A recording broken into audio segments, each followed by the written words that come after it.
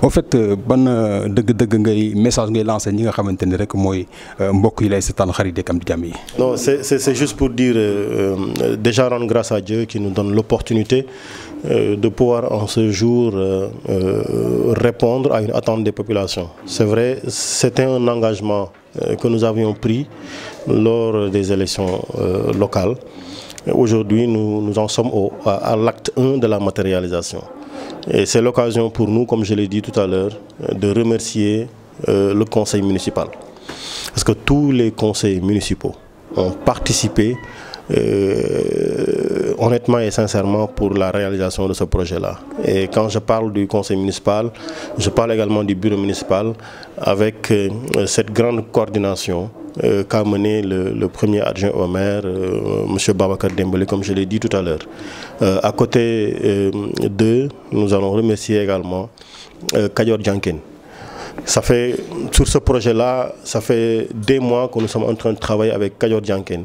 Et c'est l'occasion pour nous de les remercier très sincèrement pour la qualité de la collaboration avec laquelle nous avons travaillé sur le sujet et énormément sur d'autres sujets également.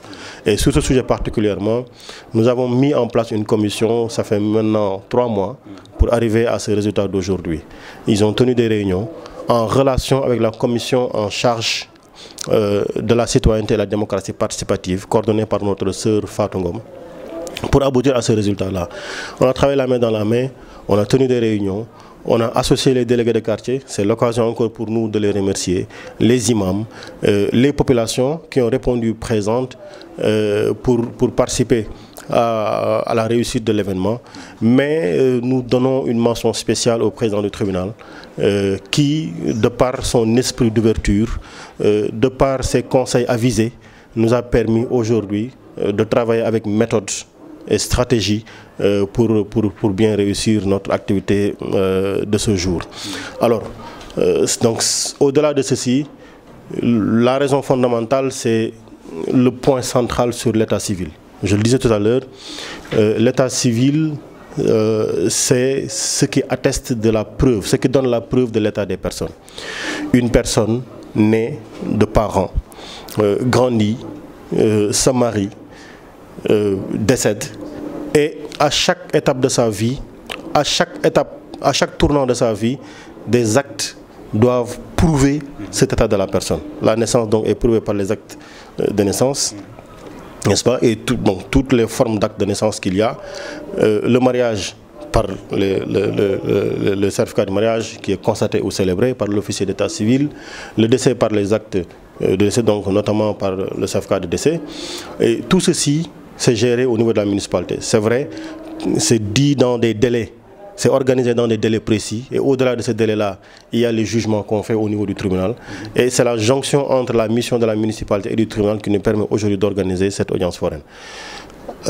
La commune de Thiès-Nord particulièrement a connu beaucoup de difficultés pour les actes, pour l'établissement des actes d'état civil. Il y a énormément de populations qui n'ont pas d'acte d'état civil. Et les conséquences, d'abord, c'est au niveau de l'éducation. Parce que nous avons tellement d'enfants qui, arrivés au niveau des classes de CM2, ne peuvent pas passer les examens parce qu'ils n'ont pas les actes nécessaires. Parfois, on a laissé passer. On part au niveau du BFM, les mêmes problèmes ressurgissent. Parfois, on laisse passer au niveau du bac, les mêmes problèmes ressurgissent. Et aujourd'hui, des gens n'ont pas pu faire le bac, n'ont pas pu faire l'entrée en 6e, n'ont pas pu faire le BFM parce qu'ils n'ont pas les actes d'état civil. Parfois, ce n'est pas seulement l'enfant, les parents ont même des actes d'état civil. D'accord? Et ça fait énormément de goulot d'étranglement pour que les citoyens peuvent disposer des actes nécessaires pour participer à la vie de la société. Et la vie de la société, il en fait partie, le fait de pouvoir être électeur, candidat. Et si vous n'avez pas des actes d'état civil, vous ne pouvez pas être citoyen, parce que la preuve de la citoyenneté n'est pas établie. Donc vous ne pouvez pas avoir de carte d'électeur pour participer au choix des dirigeants. Donc voilà un ensemble de conséquences. Et la dernière chose, c'est, comme vous l'avez dit tout à l'heure, au niveau des services d'état civil, il y a une responsabilité absolue que doivent avoir les officiers d'état civil pour travailler avec sérieux, diligence, mais vigilance aussi. parce que corrompre un acte d'état civil, donner à une personne par erreur ou par manipulation des références qui sont des références d'une autre personne, mais cause souvent des conflits entre des personnes, alors que nous avons le rôle absolu de devoir faire le contrôle nécessaire pour ne pas commettre des erreurs pareilles. Et aujourd'hui donc, nous prenons toutes les mesures nécessaires pour éviter cela. Nous travaillons à établir des grandes archives pour notre état civil. Donc quand on visite le bâtiment à côté, on va voir la salle des archives, qui est une grande salle, une salle bien aérée, pour vraiment protéger la documentation. Mais au-delà de la documentation physique, nous sommes en train de travailler sur la dématérialisation des actes d'état civil. Nous sommes aux premières échelles de la dématérialisation, parce qu'aujourd'hui, quand vous allez à l'état civil de Nguent, par exemple, on ne vous délivre pas des actes manuscrits, on vous délivre des actes électroniques.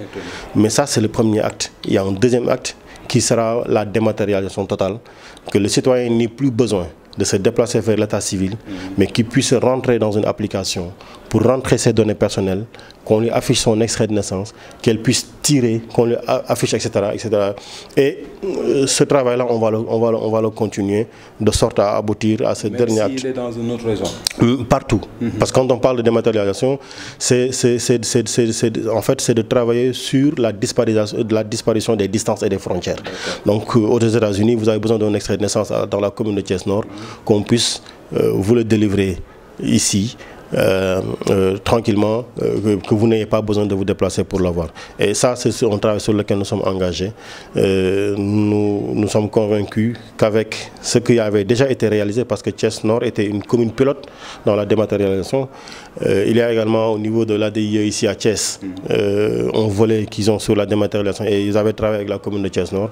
Mais joindre ces deux éléments nous permettra d'aboutir aux résultats que nous attendons, au mieux des intérêts des populations, parce que nous ne sommes engagés que pour cela. Voilà, je vous remercie.